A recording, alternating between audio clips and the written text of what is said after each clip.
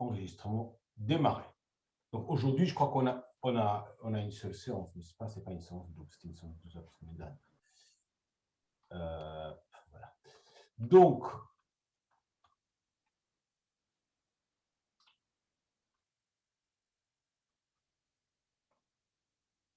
oui. Donc, on va... Donc, on est en train de considérer les endomorphismes en dimension 3. Donc, on va considérer en un premier temps du endomorphisme dans l'espace en dimension 3. Après, on va passer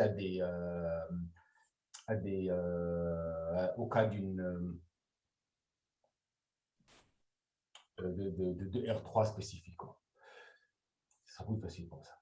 Donc, E, c'est un espace euclidien.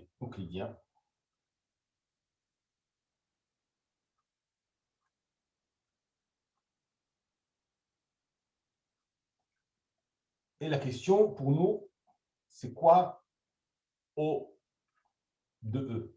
Ou je vous rappelle, O de E, c'est l'ensemble de F endomorphisme de E tel que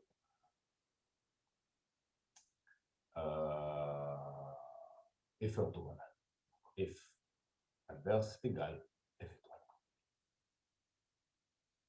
D'accord? Donc, on veut essayer de comprendre les endomorphismes orthogonaux de E. Et ça va nous donner, par la suite, comprendre O3, qui est l'ensemble de matrices A dans M3 de R A inverse égale A transpose. Donc, on va comprendre, au final, ce qui nous intéresse, c'est le deuxième, parce que pour des calculs, on va travailler surtout dans R3, mais on va d'abord, donc ça c'est O de R3. OK. Donc, donc ça c'est entre parenthèses. On verra ça plus tard. Donc, on commence par ça. Donc, soit F, donc soit F un endomorphisme orthogonal. Alors, qu'est-ce qu'on a vu? On a déjà commencé à faire ça la semaine dernière. Et on a déjà vu, donc, on sait que le déterminant de F, il est plus ou moins 1. Ça, c'est vrai pour n'importe quel endomorphisme orthogonal en dimension 3 ou autre.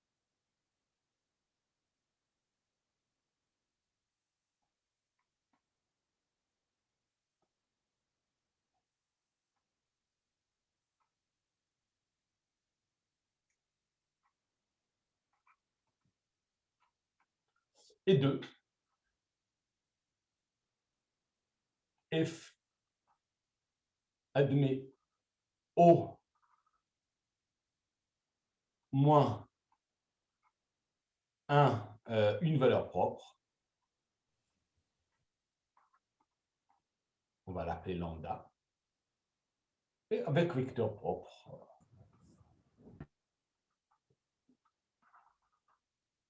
Que l'on note V. Alors, le fait que ça admette au moins une valeur propre, c'est parce que 3 est impair.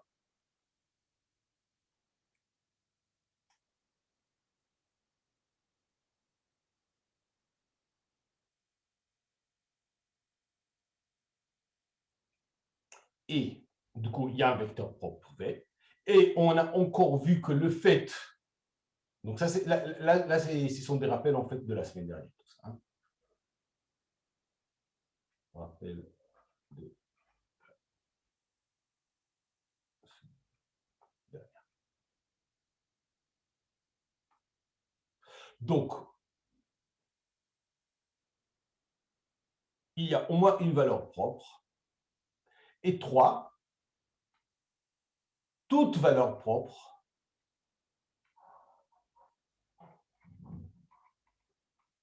est forcément plus ou moins 1. Ça, encore une fois, ça n'a rien à voir avec la dimension, c'est parce que juste c'est orthogonal. Ça, on a aussi vu la semaine dernière.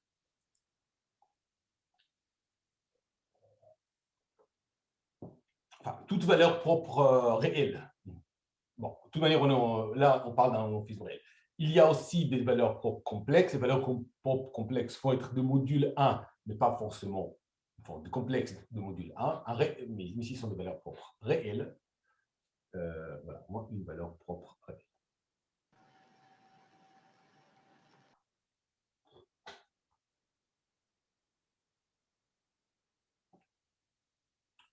Donc, un réel de module 1, c'est plus ou moins. OK, donc ça, c'est ce qu'on a vu la semaine dernière. Et moi, ce que je vous ai dit, je vous ai promis, en fait, c'est de montrer qu'en fait, le déterminant, c'est une valeur propre. Donc, on a une valeur propre qui est plus ou moins 1, on a le déterminant qui est plus ou moins 1, et on va montrer qu'en fait, bon, je ne peux pas dire qu'ils sont égaux parce qu'il y a peut-être plusieurs valeurs propres, mais le déterminant est une valeur propre.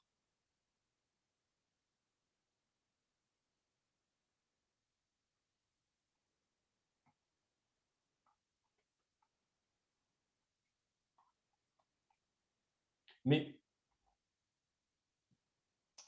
on va commencer, on ne le sait pas encore. Donc, on va essayer d'explorer. Donc, comment on fait? On commence par, pour l'instant, pour l'instant,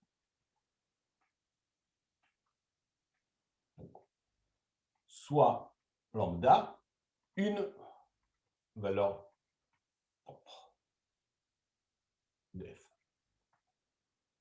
Donc, lambda égale plus ou moins 1. Je ne sais pas. Je ne sais pas si c'est le déterminant. Soit V, le vecteur propre. Donc V, il est forcément non nul, correspondant. Donc, f de V, c'est lambda fois V, plus ou moins. Puisqu'il est non nul, on remplace, donc ça c'est une chose qu'on fait automatiquement, on remplace V par V sur norme V. Donc, on peut supposer que la norme de V est égale à 1.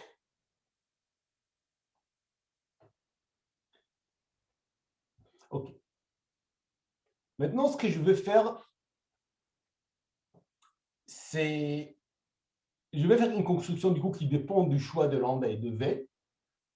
Et je risque plus tard de décider, mais en fait, ce n'était pas le bon choix. Je choisis un autre lambda et du coup un autre V forcément. Et je refais toute la construction. Mais je referai exactement la même construction. Donc, c'est pas parce qu'on n'est pas encore sûr du lambda que la construction n'est pas importante. D'accord? Donc, on pose.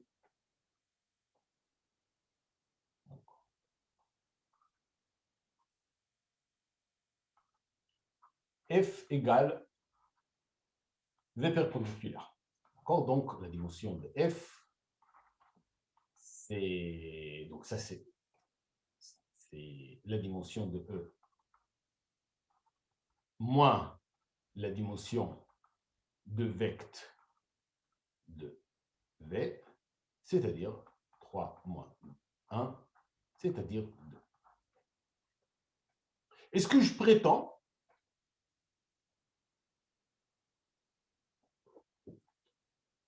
c'est que F, c'est un espace qui est stable.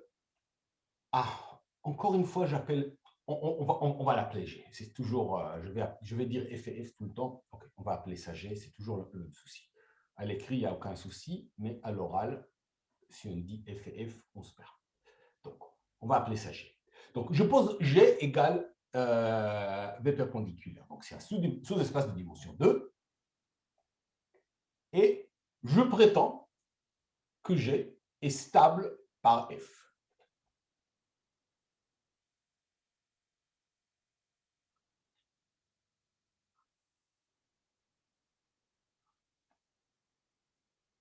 On va les montrer. Donc, on veut montrer que G est stable par F. Alors, on va le faire.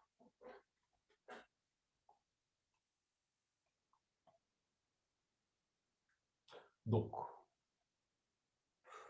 X appartient à G si et seulement si. Bon, ce n'est pas très important le seulement si, on va dire. En fait, ce sera toutes les implications vont être si et seulement si, mais ce n'est pas ça qui m'intéresse. Donc, ça veut dire que X scalaire V est égal à 0. Mais X scalaire V est égal à f de X scalaire f de V. Ça, c'est parce que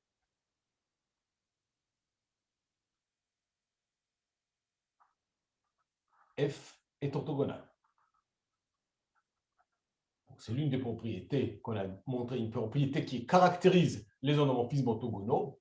Il préserve le produit scalaire. Ça, c'est un résultat qu'on a montré il y a 2-3 semaines.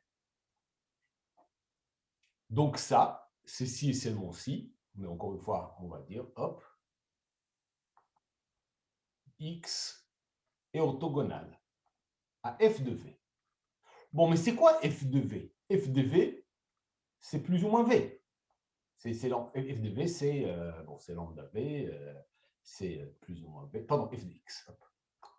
F de Z, c'est plus ou moins V. Donc ça, c'est si, seulement si. Si c'est orthogonal à V, c'est orthogonal à V. Si c'est orthogonal à moins V, c'est toujours orthogonal à V. Tout c'est orthogonal à aller au sous-espace engendré par V. F de X est orthogonal à V. F de X appartient à G. Donc, conclusion de tout ça, bah, G est stable. Donc voilà, donc, conclusion, en effet, si X appartient à G, alors f de X appartient au siège. Donc, je peux considérer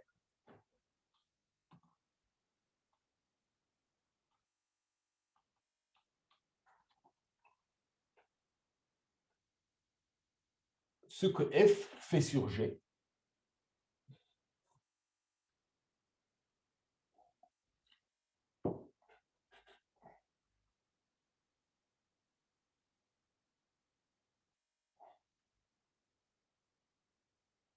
On pose, par exemple, H, c'est F restreint à G. Donc, c'est un endomorphisme de G. Donc, pour pouvoir dire ça, il faut que G soit stable par F. Parce que ça doit aussi, l'image doit être composée dans G, donc ça on l'a dit plusieurs fois. Donc, on peut poser, une fois qu'on a montré que G est stable par F, on peut poser ça. Ça, c'est un endomorphisme de G. Et quel que soit X dans G, la norme de H de X est égale à la norme, bon ça c'est juste F de, c'est la même chose que F de X, F est orthogonal, donc c'est égal à la norme de X, donc ça c'est l'une des caractérisations qu'on a données pour les endomorphismes orthogonaux, sont exactement les endomorphismes qui respectent la norme, pas seulement le produit scalaire, donc H est orthogonal.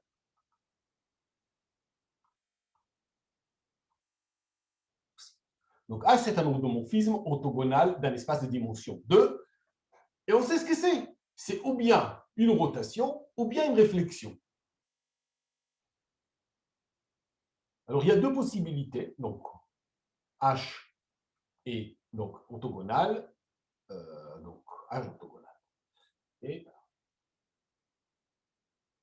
dim G égale 2. Donc, on applique l'analyse de la dimension 2 s'applique.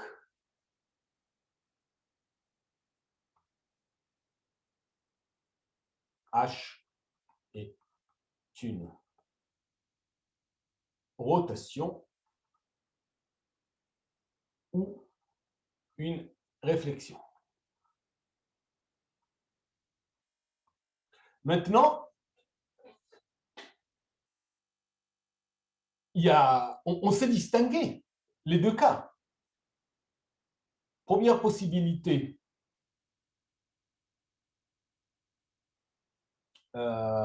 si c'est une rotation, c'est si seulement si le déterminant de H, on rappelle, le déterminant d'une rotation, c'est 1, et le déterminant d'une réflexion, c'est moins 1. Donc, on sait très bien distinguer les deux cas.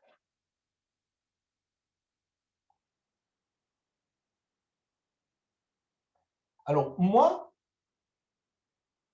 ce que je veux faire, c'est exclure le deuxième. Donc, je ne peux pas vraiment l'exclure. Mais je veux je peux pas, j'explique. Je ne peux pas l'exclure si il se peut que j'ai mal choisi. Donc, comme je dis tout à l'heure, il se peut qu'on ait mal choisi lambda et v et qu'on tombe sur une réflexion. Ce qu'on va montrer maintenant, c'est que du coup, si on a fait ça, on peut rectifier le tir. Alors, premier cas.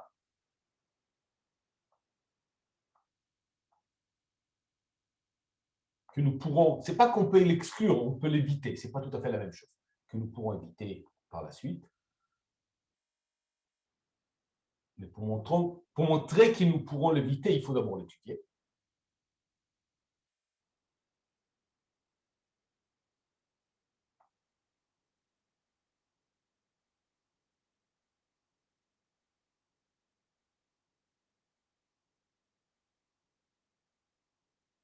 Non, pardon. On va, avant de faire les deux cas, on va faire plus ça.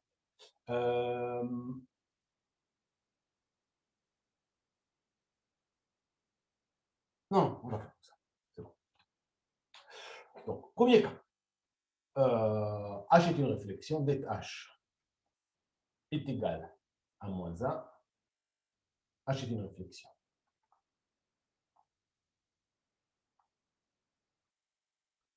Alors, qu'est-ce que ça veut dire? Je vous rappelle, c'est quoi?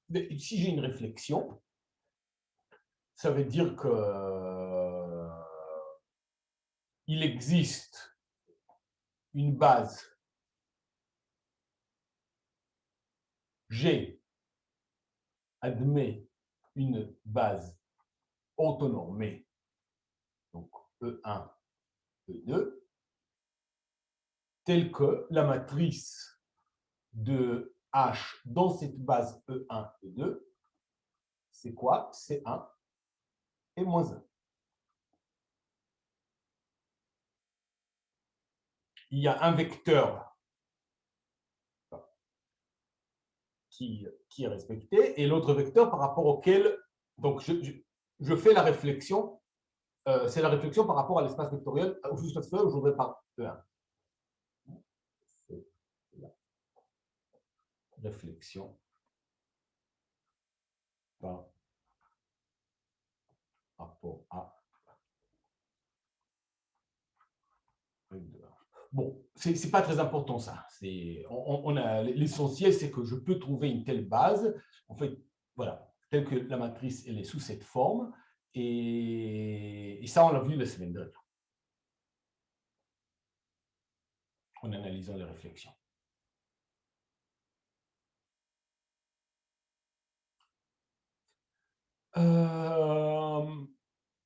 Du coup, j'ai un vecteur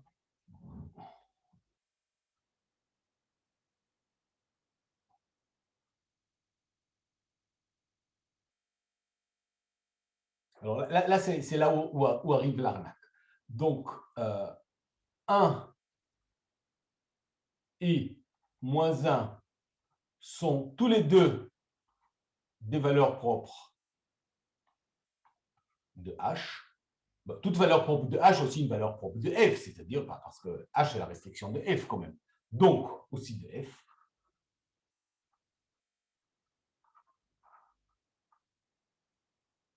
Et donc, ça veut dire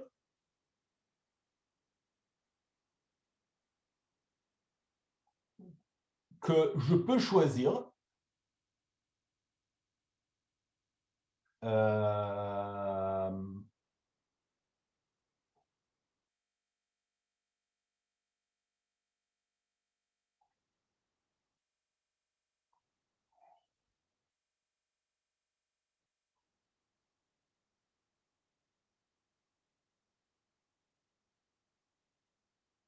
deux choses. La première, c'est celle-là. La deuxième,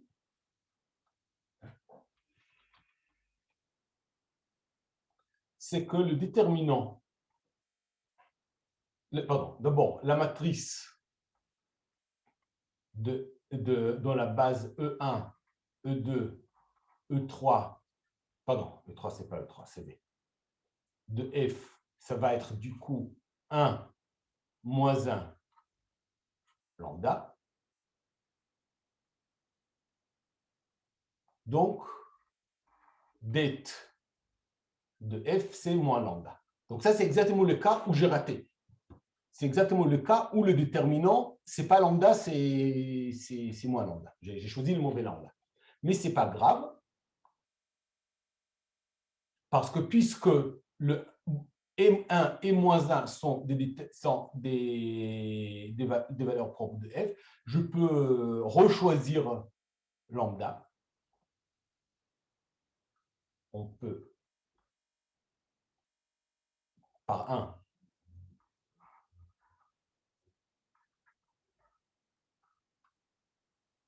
on peut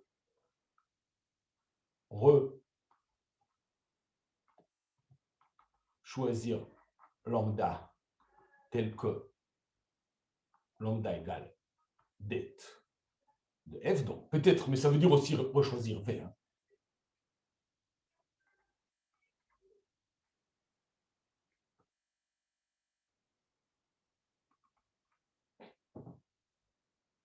Et par 2,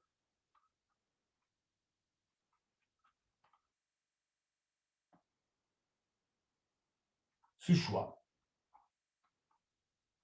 va exclure maintenant la possibilité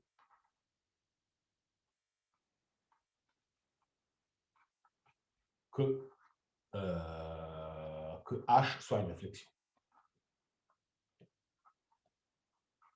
Bon, donc, si j'ai une réflexion, je rechoisis mon lambda, c'est-à-dire que j'aurais pu choisir, si j'ai choisi lambda 1, ben je rechoisis moins 1, si j'avais choisi moins 1, je rechoisis 1, je refais toute la et je ne peux pas tomber sur H et dans ce cas où H est une réflexion, parce que si j'ai une réflexion, lambda, ce n'est pas dtf, alors que maintenant, je choisis lambda et dtf. D'accord? Donc, OK.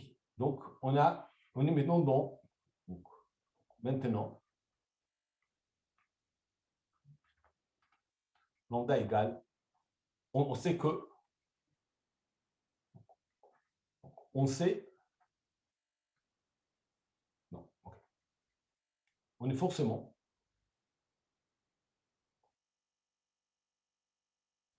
dans le deuxième cas. Second cas,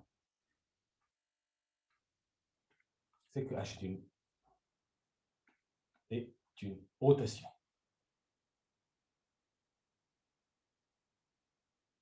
On va le dire comme ça.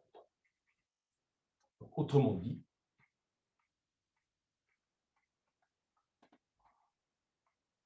on peut toujours choisir lambda de sorte que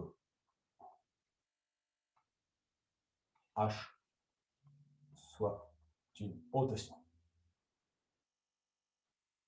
Donc, on est dans le deuxième cas où H est une rotation.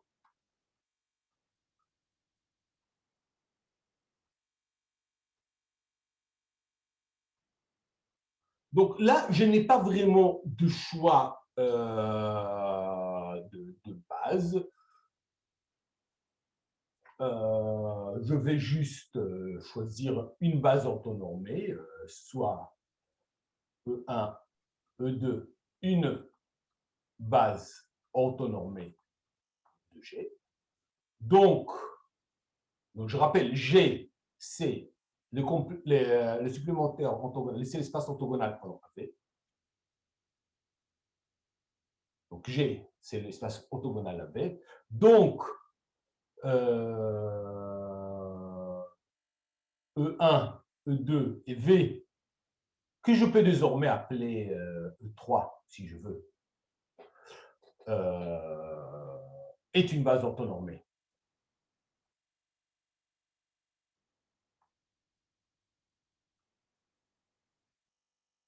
De E.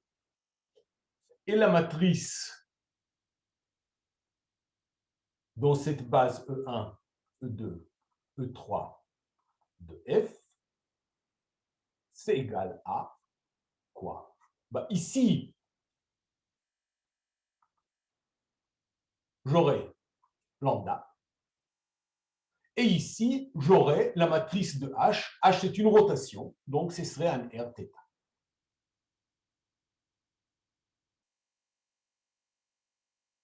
Où θ, c'est un réel.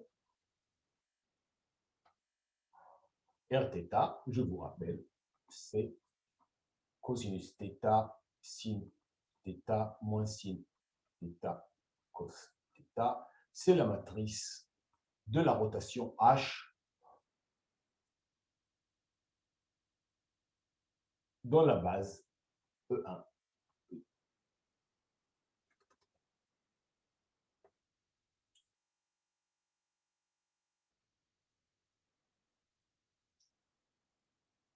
Aussi,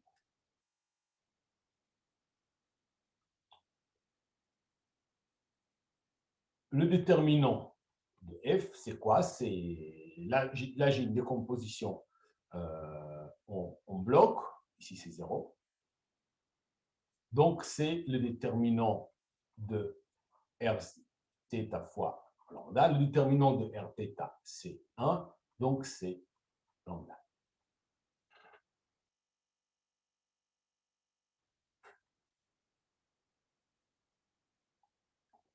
Donc, conclusion.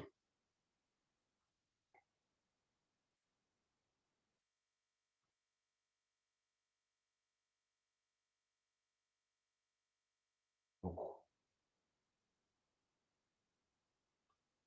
encore une fois,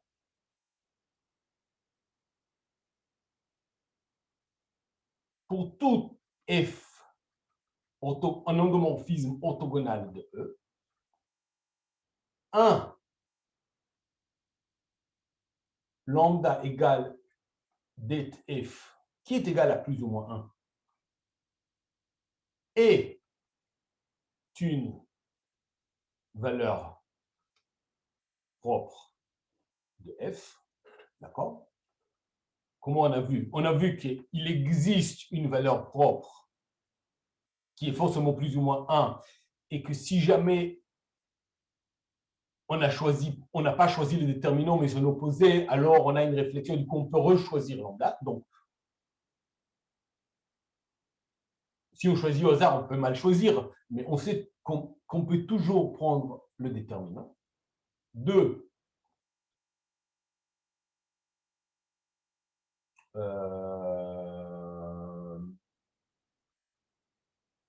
soit E3 une valeur propre, pardon, un vecteur propre. Un vecteur propre. On va le dire comme ça. Soit V, un vecteur propre correspondant, et E3, je vais juste prendre V normalisé.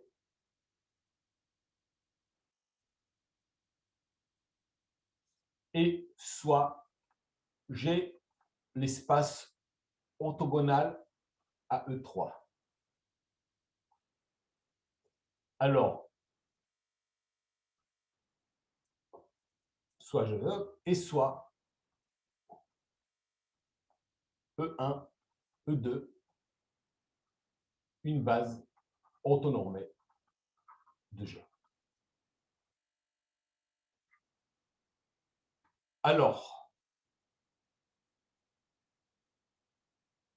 G est stable par F et F agit sur G par rotation.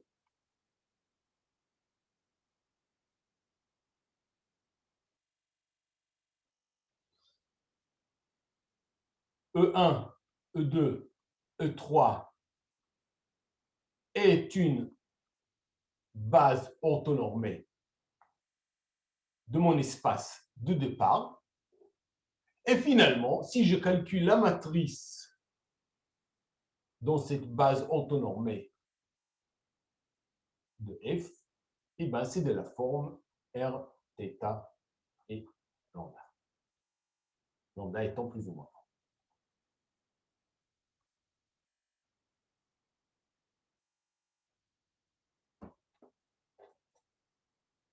Alors, qu'est-ce qu'elle fait F du coup?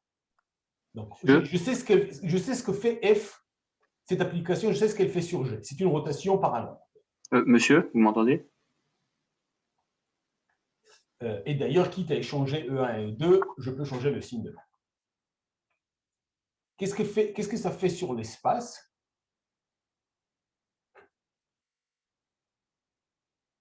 Donc, je vous fais remarquer que ça, je peux la décomposer. Donc, deux possibilités. Donc, on a encore deux possibilités. Donc, ça ferait toujours. Donc, il y a maintenant deux possibilités.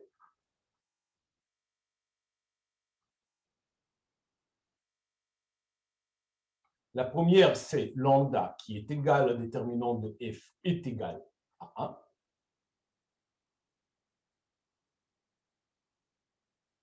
Donc, la matrice de f dans la base E1, E2, E3, c'est juste rotation sur l'espace engendré sur deux premiers et 1 ici. Donc, géométriquement, qu'est-ce que ça fait? Alors, on va essayer de faire un dessin parce que là, ça va être la cata. On va essayer de faire un dessin. Donc, il faut faire un dessin en dimension 3. Donc, je E1, je E2 et je E3 qui monte. Voilà, c'est pas bien. On va faire comme ça. E1, E2 et E3. OK, donc ici, j'ai un plan G qui est engendré par V1, par E1 et E2. Et ici, E3. C'est juste une coordonnée droite. Et ce que F fait, c'est une rotation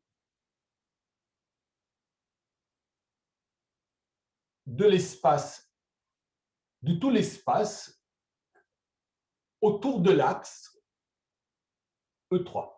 On sait un peu. E3, il est fixé. Il est orthogonal à l'espace G. Donc, F agit en rotation de E autour de l'axe. Donc, c'est quoi l'axe de la rotation? C'est G perpendiculaire, c'est-à-dire avec de E3. J'espère que vous arrivez à lire dans ce dessin. Peut-être ce serait mieux si je mettais une autre couleur ici. L'axe de la rotation, je vais le dessiner d'une autre couleur. Lui, il ne bouge pas.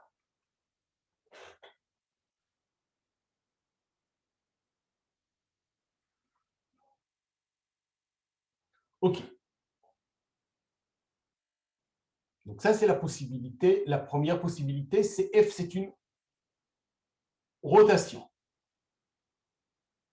La deuxième possibilité, c'est que le déterminant de F est moins 1.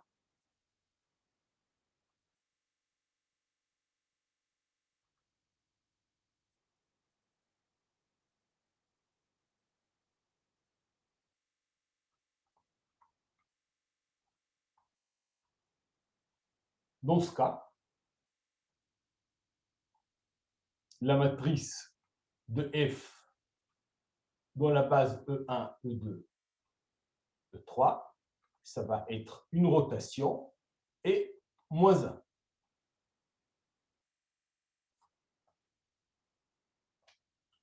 Du coup, qu'est-ce qu'elle fait F? On va faire dans le même dessin, mais avec une autre couleur. Alors, d'abord, on va faire un petit calcul. On constate que ça, c'est égal à R θ 1 fois I2 moins 1. C'est aussi égal à I2 moins 1 fois R θ 1. C'est-à-dire, l'ordre de la composition n'est pas important. Donc, en fait, c'est la composition d'une rotation comme dans le premier cas, avec une réflexion par rapport au plan G.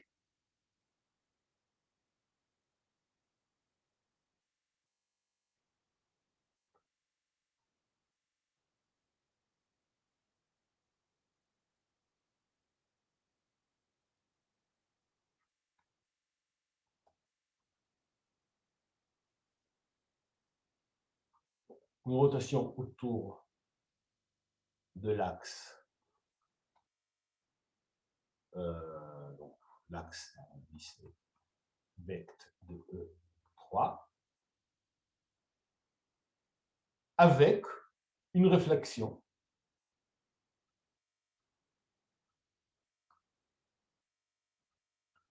par rapport au plan.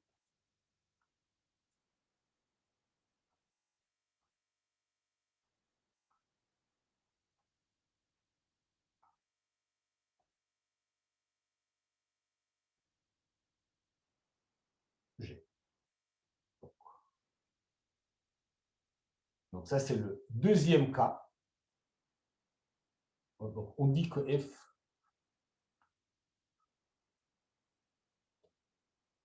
est une rotation réflexion.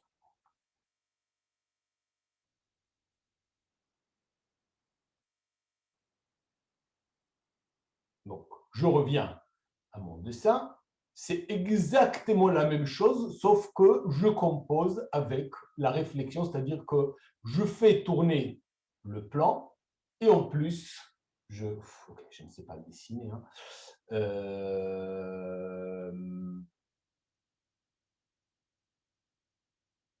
Si j'ai n'importe quel point, X, je le projette ici, du coup, je l'envoie là. Okay. Je ne sais pas faire. Okay. J'arrive pas à faire. Ça fait trop de. Dessiner une réflexion dimension 3, c'est pas une chose dont je suis capable. Mais on fixe un plan, on fixe l'axe orthogonal, on tourne autour de l'axe et on fait une réflexion par rapport au plan. Vous verrez plein d'exercices. Donc ça, ce sont les deux cas. Rotation ou rotation-réflexion. Donc, on va résumer.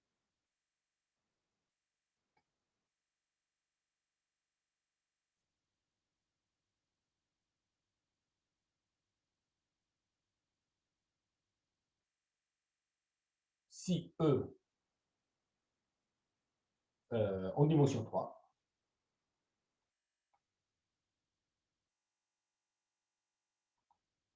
F orthogonal, en homomorphisme orthogonal,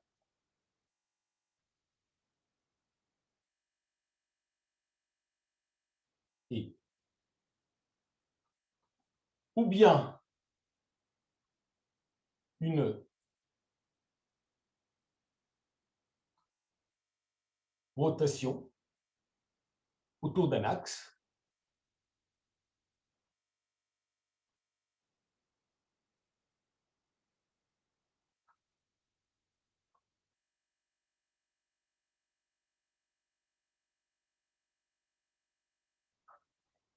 ça c'est le cas de déterminant f égale 1, ou bien une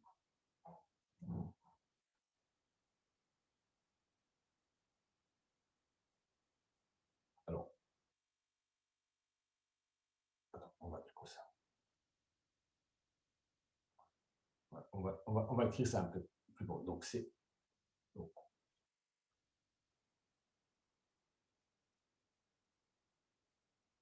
ou bien donc bon, le cas det f est égal à 1.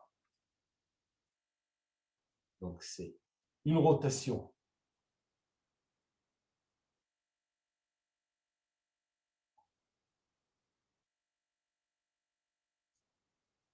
si det f égale à 1, c'est une rotation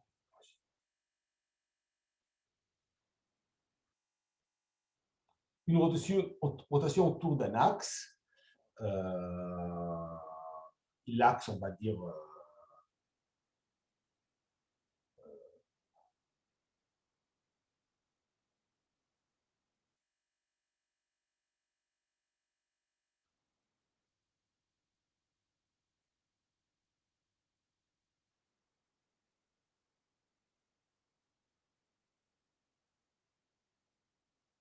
si det f égale à 1, c'est une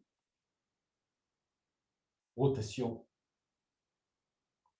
réflexion, c'est-à-dire une rotation autour d'un axe composé avec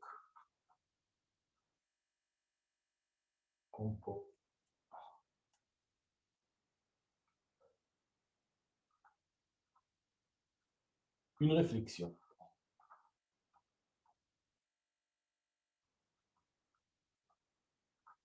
par rapport au plan orthogonal à l'axe.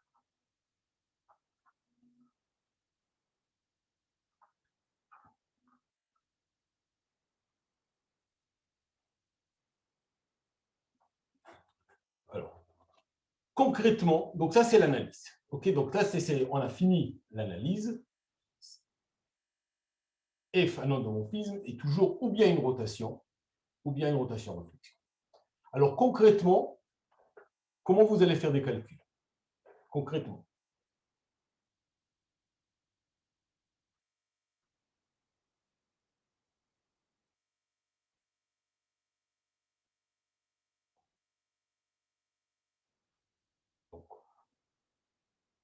Donc, normalement, je ne vais pas vous dire, bon, vous prenez un endomorphisme orthogonal d'un espace de dimension 3. Normalement, ce sera l'espace de dimension 3, ce sera R3.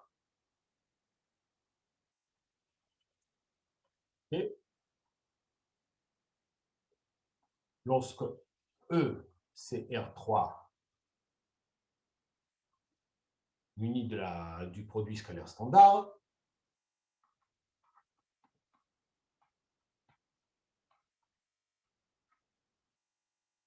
et du coup, on peut identifier F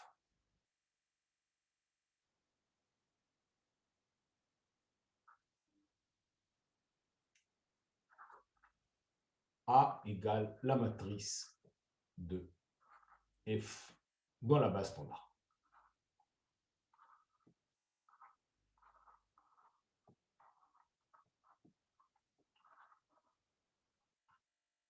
Donc, ça veut dire que, alors, 1,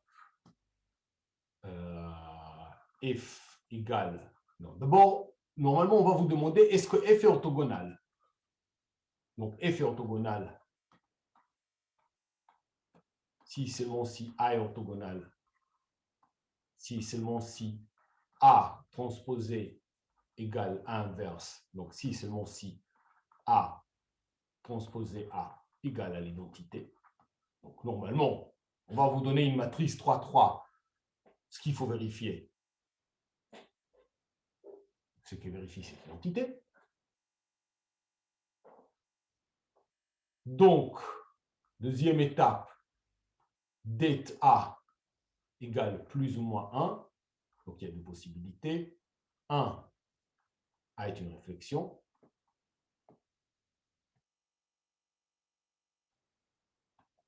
2, pardon, moins 1 A est une rotation réflexion.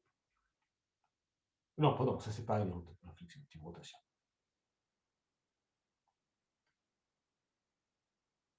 Et il y a deux possibilités. Soit lambda égale det de A. On trouve un vecteur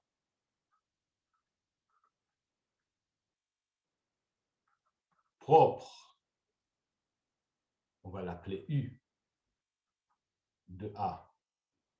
Donc on trouve U dans R3 privé de 0 tel que AU est égal à lambda U. Et on pose, on le normalise, on pose V3 égale U sur nombre de U. Et on trouve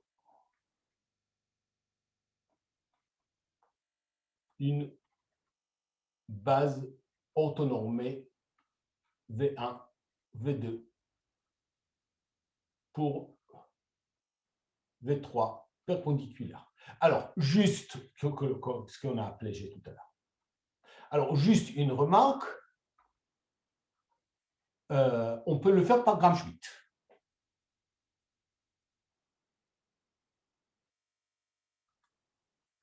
On peut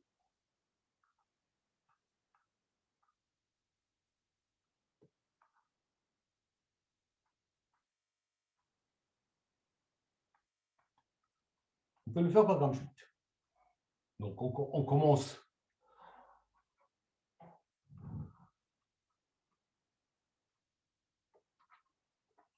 par pardon, V3, U1, U2, juste libre. On applique Gram-Schmidt, va nous donner V3, V1, V2, et ce sont les mots. C'est-à-dire que ça va être une base orthonormée de l'espace orthogonal à V3.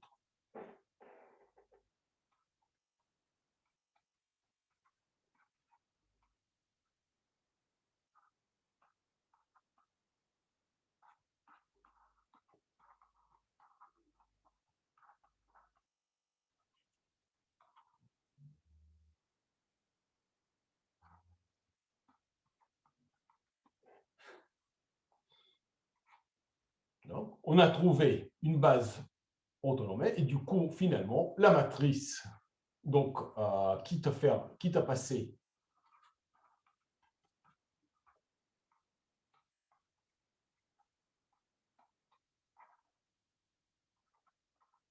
à la base de la base standard à la base V1. Donc,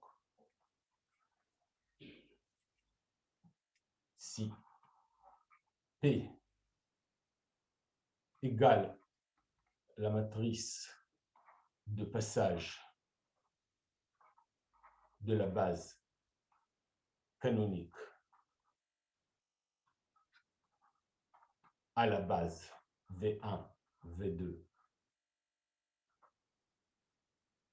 V3. Alors, en fait, c'est quoi la matrice de passage de la base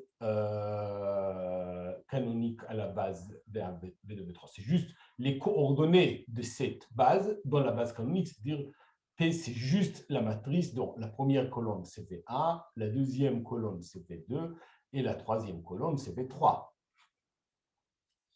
C'est la matrice de passage entre deux bases orthonormées. Donc, P transposé est égal à P inverse et P inverse à P égale donc P transposé à P est égal à une matrice de rotation fois P lambda ici.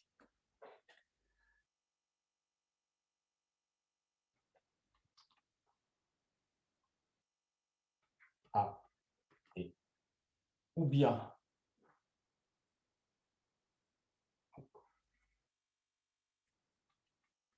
vect E3 vect V3 pardon, et l'axe de la rotation et G égale vect V1, V2 et le plan de rotation. Et aussi, c'est le plan de réflexion dans le cas de réflexion. Et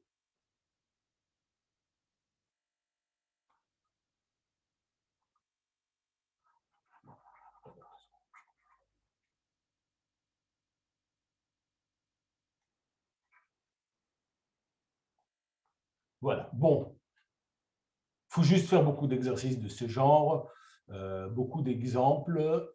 Tous les calculs sont tout à fait... Il n'y a absolument rien qui soit particulièrement compliqué. Il faut juste appliquer la méthode et comprendre un peu le... Encore une fois, si vous comprenez ce que vous faites, c'est beaucoup plus facile à retenir la méthode que si c'est juste vous appliquez de mémoire.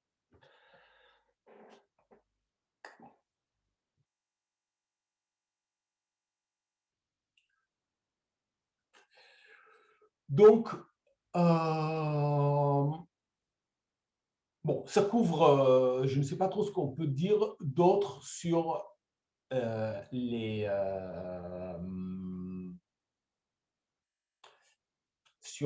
matrices, oui, sur la matrice orthogonale en dimension 3.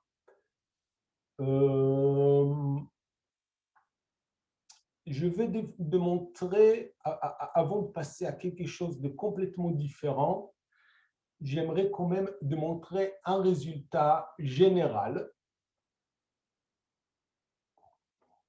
Donc, qui va nous rappeler un peu ce qu'on a vu en dimension 3. Donc,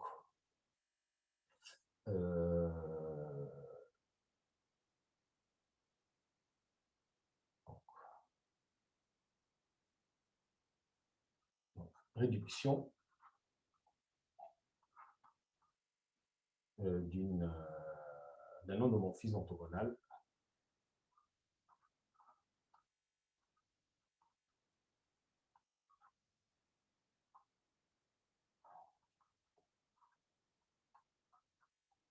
en dimension quelconque.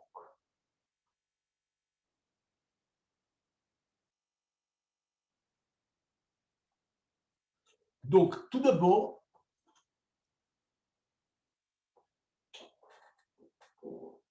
le mieux, évidemment, ce serait si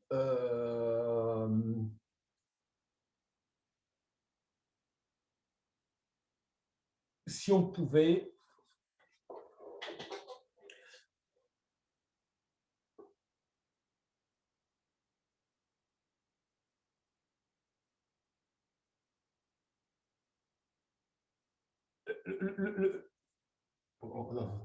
le mieux serait si on pouvait prendre montrer que si on a un homomorphisme orthogonal, on peut le diagonaliser. Bon, on ne peut pas diagonaliser, donc on ne peut pas.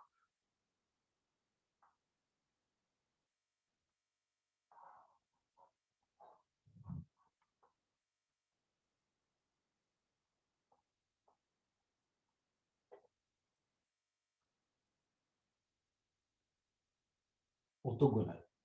Par exemple,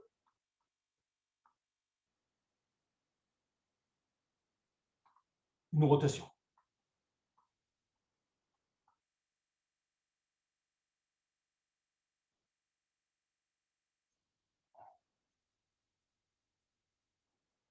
Si j'ai une rotation, r θ, cosinus θ, on va faire l'exemple peut-être de manière détaillée. Par exemple,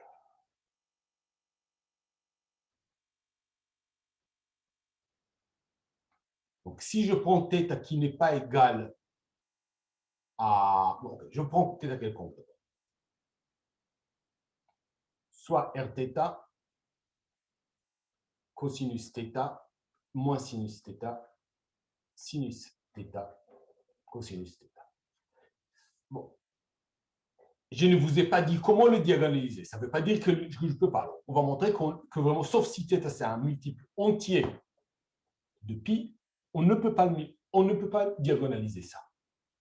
Alors, on va essayer de calculer ces valeurs propres. Bon, en fait, est-ce qu'on va le faire à l'ancienne ou est-ce qu'on va... Bon, on va juste peut-être juste voir...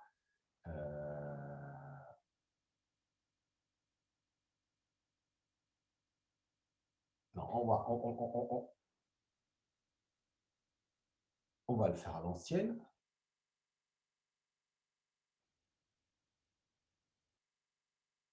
Donc, ça fait longtemps que je n'ai pas fait le calcul. Donc, on va essayer de calculer x, lambda I2 moins R θ, c'est lambda moins cosinus θ, lambda moins cosinus θ, moins sinus θ, sinus θ. Et du coup, le déterminant de ça, c'est, donc le polynôme caractéristique, c'est quoi? C'est lambda moins cosinus θ au carré plus sinus θ. C'est égal à quoi? C'est égal à lambda au carré moins 2 cosinus θ lambda.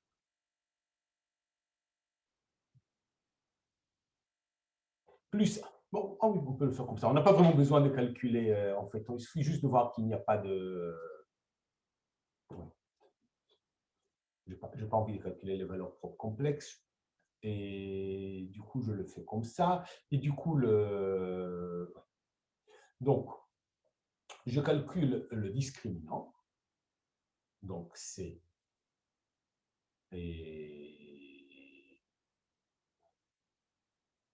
4 cosinus θ. Oh, là, ici, il y a sinus θ au carré. 3 cosinus θ au carré moins 4. Donc, c'est 4 fois cosinus θ. Voilà, c'est 4 fois sinus θ au carré. Donc, pardon. Moins 4 sinus θ au carré. Donc, c'est toujours négatif ou nul. Et c'est égal à 0 si seulement si θ, c'est un multiple entier de pi. Et sinon, strictement négatif si seulement si θ n'est pas de la forme n fois pi.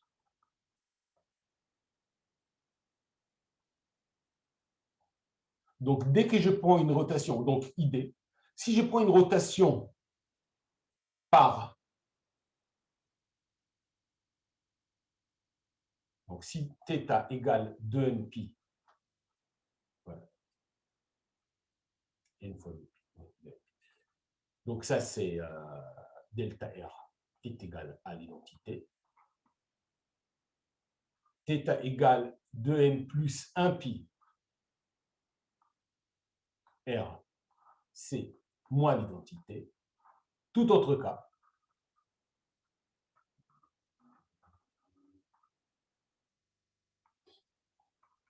Rθ n'est pas diagonalisé.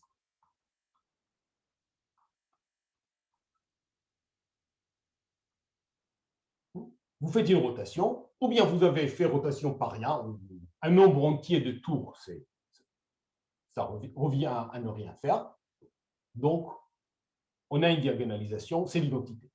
Si vous faites un demi-tour ou un nombre entier de tours plus un demi-tour, vous avez fait un demi-tour, en fait, vous avez multiplié par moins 1. Ça aussi, c'est diagonalisé. 3 et moins 3. Et finalement, toute autre possibilité, aucun vecteur, donc vous avez fait ni un tour ni demi-tour, il n'y a pas de vecteur propre.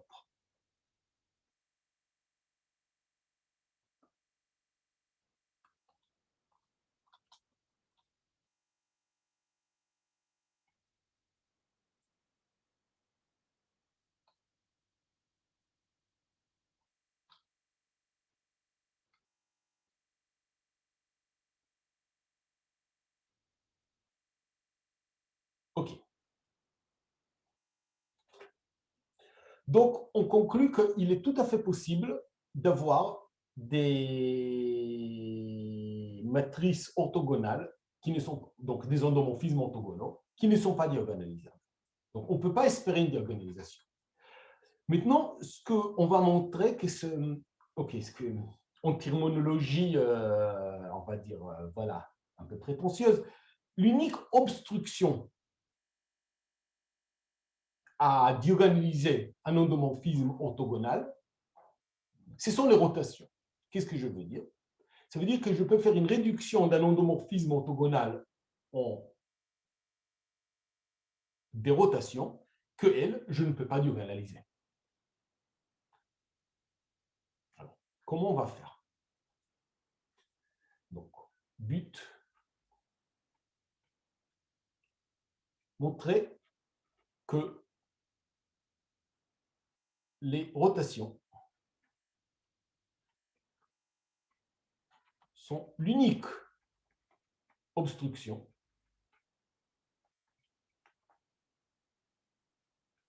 à la diagonalisation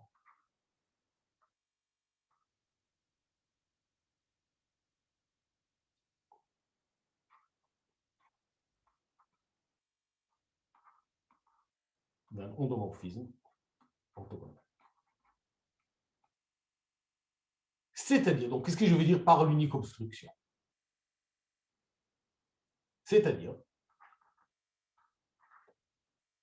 bon, ce que je vais démontrer, je ne sais pas si j'aurai le temps, sinon on complétera ça la semaine prochaine, mais le but, c'est de montrer que si E, donc c'est un espace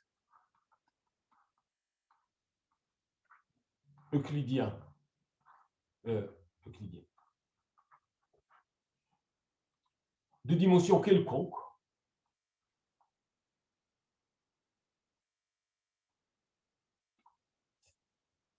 et F est un endomorphisme orthogonal, alors il existe une base orthonormée E1 jusqu'à En de E, telle que, alors la matrice dans cette base E1, En,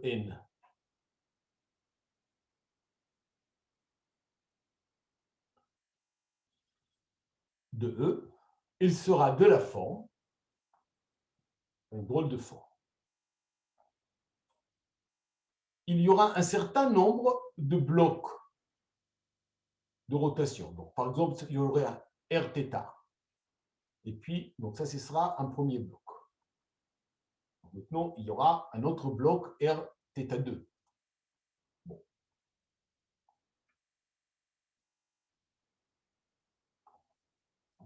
J'aurai un Rθ1. Après, j'aurai un Rθ2. Et après, bon, j'aurai un Rθk. Donc, j'aurai K blocs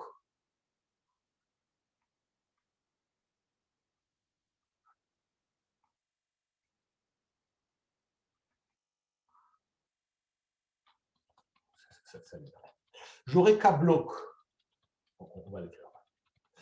J'aurai K blocs de rotation, et après, quelques 1, et après, quelques moins 1.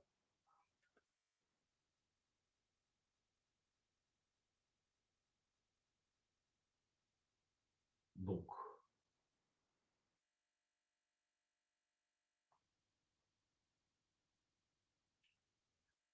K bloc de rotation. Et puis, on va dire L1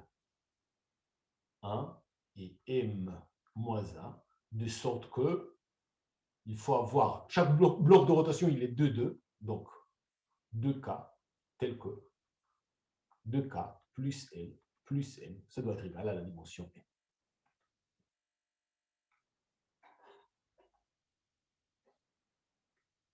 Et les rotations, bon, si les rotations sont de multiples de pi, en fait, c'est ou 1, c'est ou 1 ou moins 1, et je peux déplacer ça dans le bloc de 1 et des moins 1 correspondants. Et si, donc on peut supposer que ce n'est pas le cas, et si les rotations ne sont pas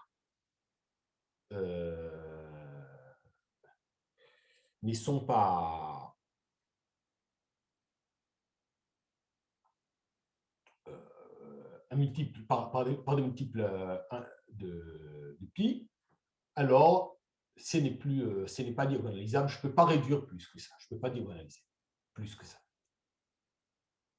D'accord? Donc, je vais dire et θ i n'est pas égal à multiple de pi. Alors, pour commencer, pour faire ça, on va commencer par un lemme. Donc, on verra si on arrive à faire tout. Mais de toute manière, tout d'abord, on commence par un lemme.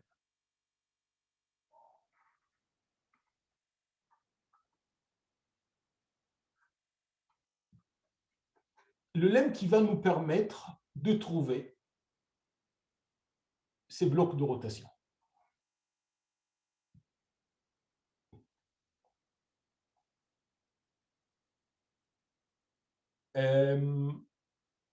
En fait, on ne va pas l'énoncer comme un lemme, on va essayer d'explorer. C'est peut-être mieux. Donc,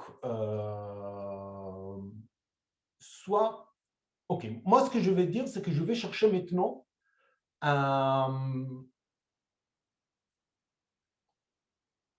donc, ces blocs doivent correspondre à des valeurs propres, à des endroits où je n'ai pas de valeur propre réelle, donc j'aurai une valeur propre complexe. Donc, il faut que je cherche deux valeurs propres complexes. Donc, je ne peux pas chercher une valeur propre complexe à une transformation d'un espace vectoriel réel. Par contre, je peux trouver des valeurs propres complexes à sa matrice. Donc, on va d'abord considérer sa matrice.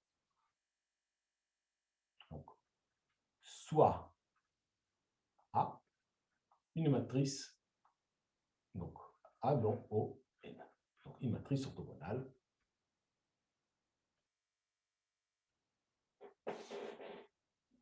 Donc, pour cela, cherchons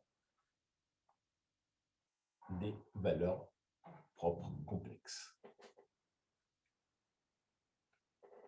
Donc, je prends une matrice orthogonale A.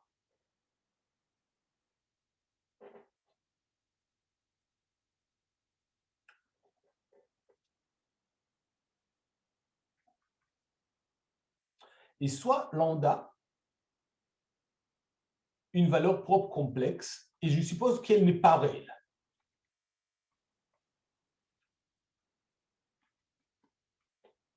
Donc, A, c'est une matrice orthogonale. Donc, A, c'est une matrice, en particulier, c'est une matrice oui, c'est réelle. Et je prends une valeur propre complexe.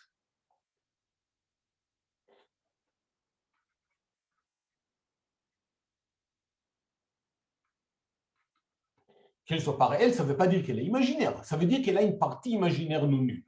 Ça ne veut pas dire qu'elle est imaginaire.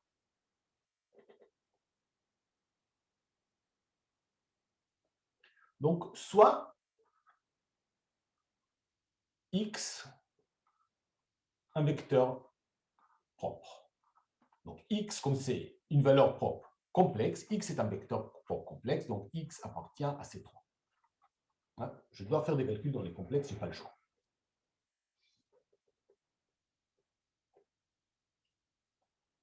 Alors, comment je vais trouver moi, je cherche quand même à trouver des vecteurs réels. Les vecteurs complexes, à la fin, je vais travailler dans un espace vectoriel réel. Alors, un moyen de trouver un vecteur réel, c'est la chose suivante. Donc, posons y égale x plus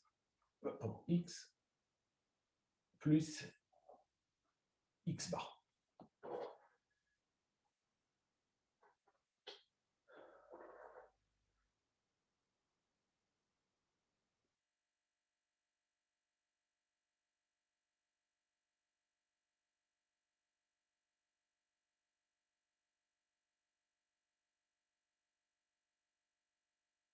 Alors,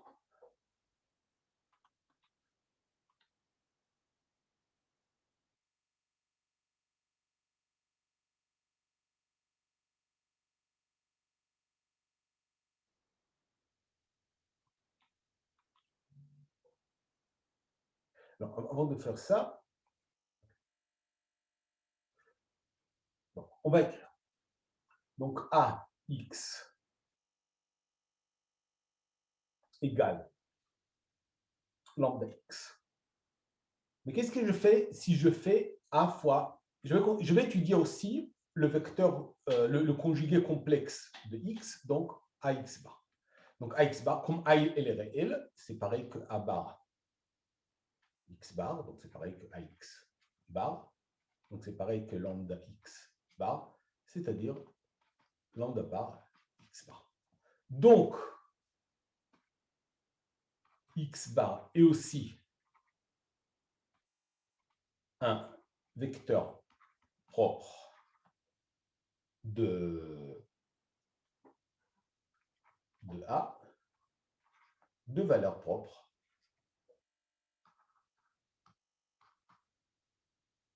lambda bar. Maintenant, j'ai supposé que lambda était complexe non réel. Or, lambda n'est pas égal, lambda n'est pas égal, lambda n'appartient pas au réel, donc ça implique, c'est même équivalent à dire que lambda n'est pas égal à lambda bar. Et si j'ai deux vecteurs propres, deux valeurs propres distinctes, c'est que forcément ils ne sont pas collinéaires. Donc x et x bar ne sont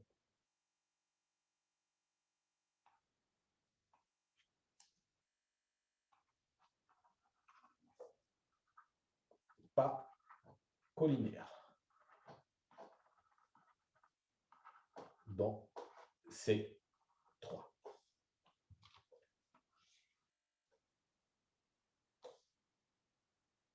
Puisqu'ils ne sont pas collinéaires, ça veut dire en particulier que x plus x bar est non nul.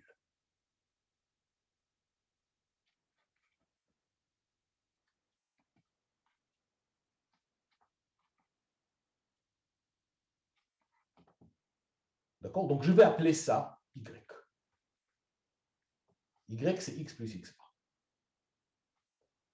Donc, x plus x bar, c'est forcément un vecteur réel. Donc, y appartient à R3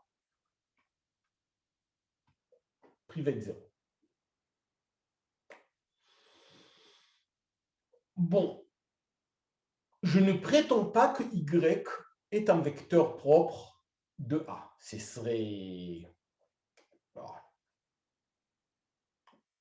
un peu exagéré. Ce n'est pas un vecteur propre de A. Qu'est-ce qu'on peut faire? Donc, ça veut dire, on va calculer, on verra que ça ne peut pas être un vecteur propre de A. On va faire le calcul, tout simplement. C'est quoi AY? Donc, c'est AX plus AX bar, c'est lambda X plus lambda bar X bar. Bon. Normalement, sauf si lambda, c'est plus ou moins 1, ça ne va pas être collinéaire avec x plus x bar.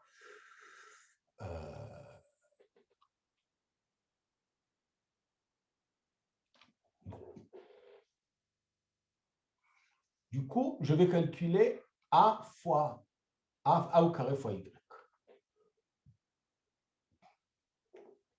Donc là, je peux écrire, c'est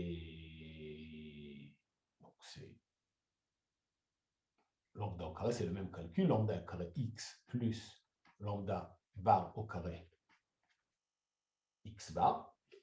Ah, et ça commence à ressembler un tout petit peu à une formule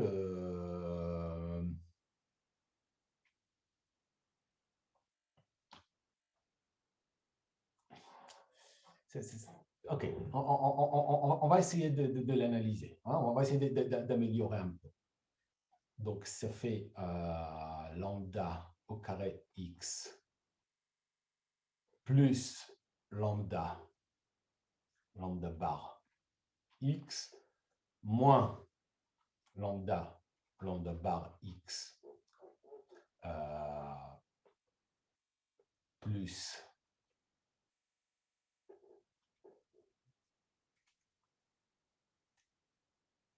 OK. Ça, c'est une chose, c'est bien. Et maintenant, je vais ajouter encore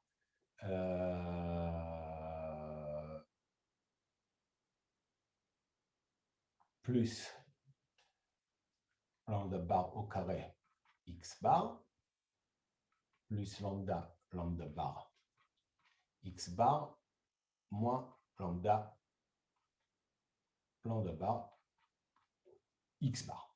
Donc ça me fait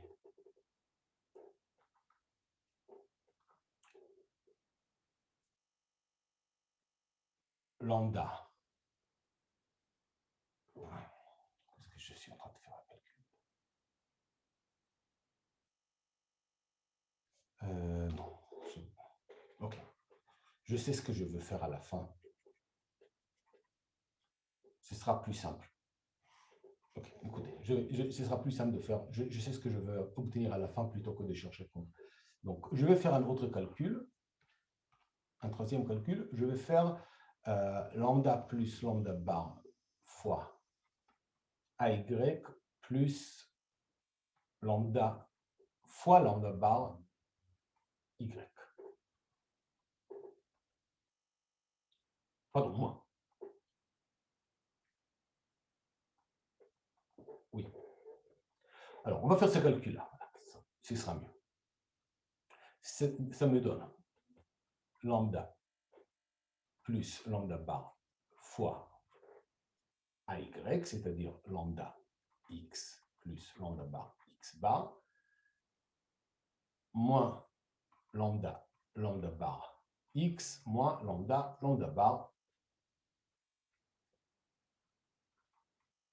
x bar. Et maintenant, je vais faire je vais essayer de trouver. Donc, ça fait, je vais de B, ça fait lambda au carré x plus lambda bar x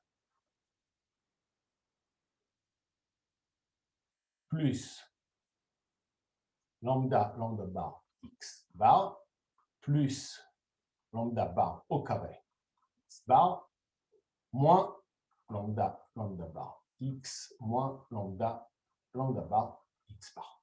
Et maintenant, je n'ai pas fait de bêtises, c'est bon. C'est égal à a au carré y. Autrement dit,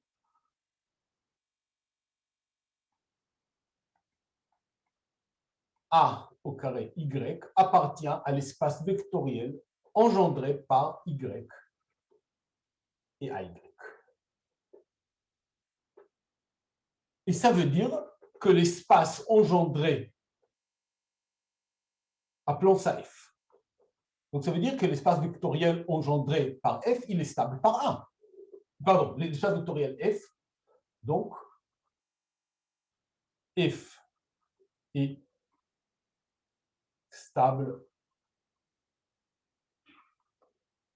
par A, parce que chaque vecteur de f, il s'exprime de la forme combinaison linéaire de y et de ay, et a fois y, a fois le premier vecteur de base appartient à f par définition, et a fois le deuxième vecteur de base appartient à f par notre calcul. Et y et ay, tous les deux sont des vecteurs réels. Y, c'est un vecteur réel. C'est un vecteur réel. Et du coup, quand A est une matrice réelle, AY aussi. Donc, conclusion de tout ça, c'est que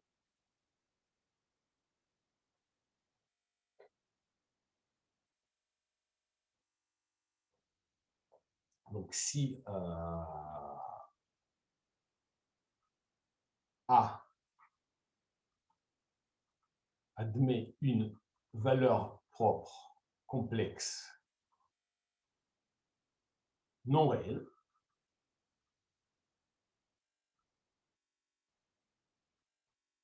alors il existe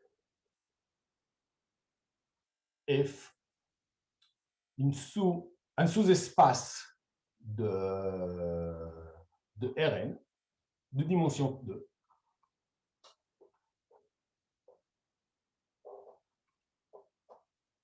stable par A. D'accord? Donc, qu'est-ce qu'on a? Ça veut dire, donc, on a démontré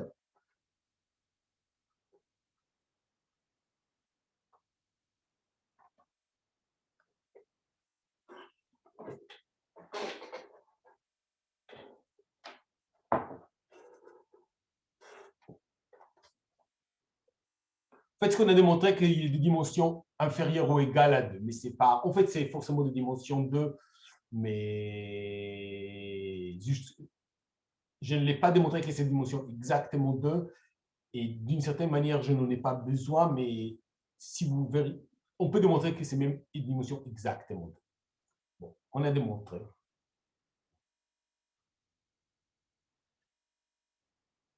Soit E euclidien, alors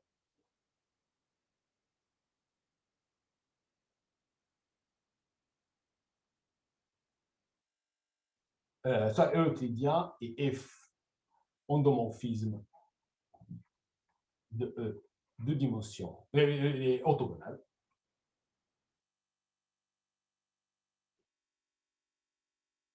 Et euclidien, on va dire de dimension.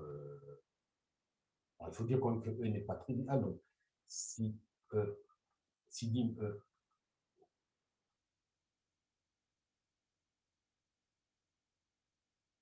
plus grand que 0,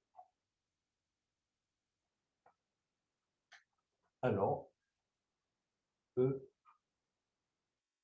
admet un sous-espace vectoriel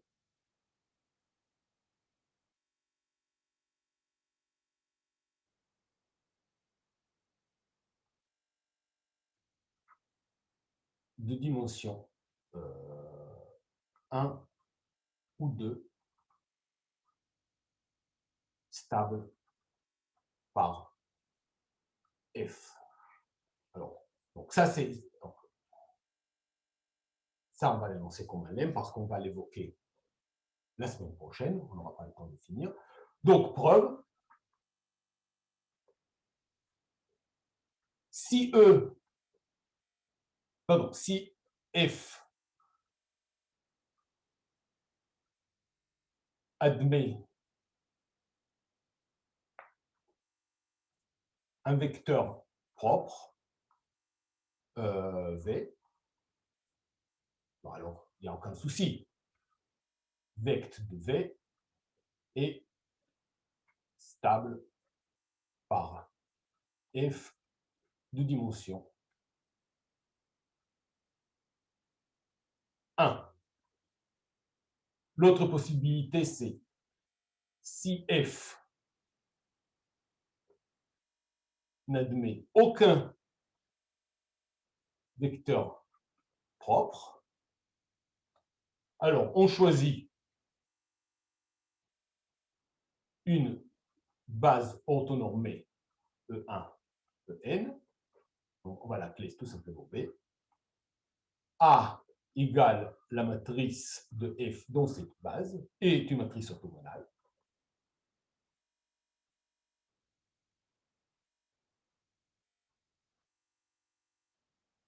Elle admet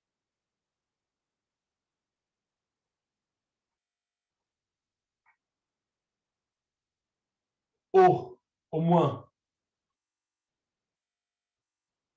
une valeur propre complexe lambda. Mais comme f n'admet pas de vecteurs propres réels,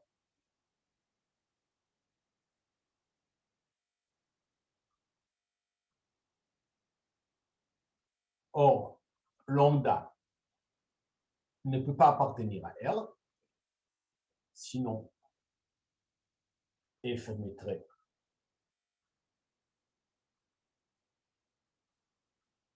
des vecteurs propres.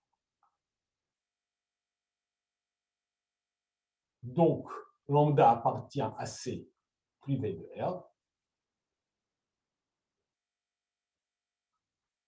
Donc, A admet un sous-espace.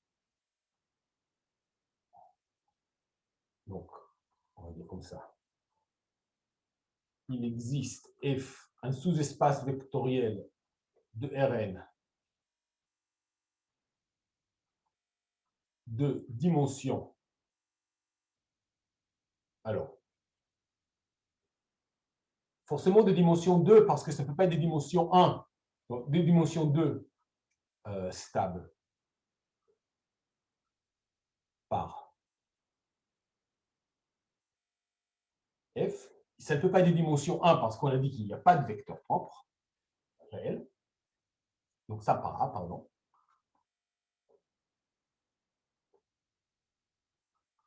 Donc, il existe un F sous l'espace vectoriel de E de dimension 2 stable par F.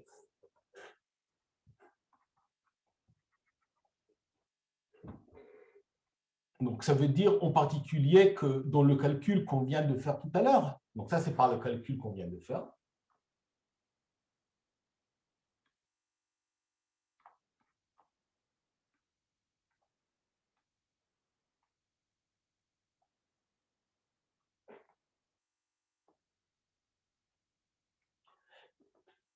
et c'est forcément de dimension 2 parce qu'il n'y a pas de valeur propre, il n'y a pas de vecteur propre réel, et voilà. Donc, on va poursuivre ça. Il y a tout ce qu'il nous faut pour faire la réduction de l'endorphine, mais on fera ça la semaine prochaine. Je vais couper l'enregistrement.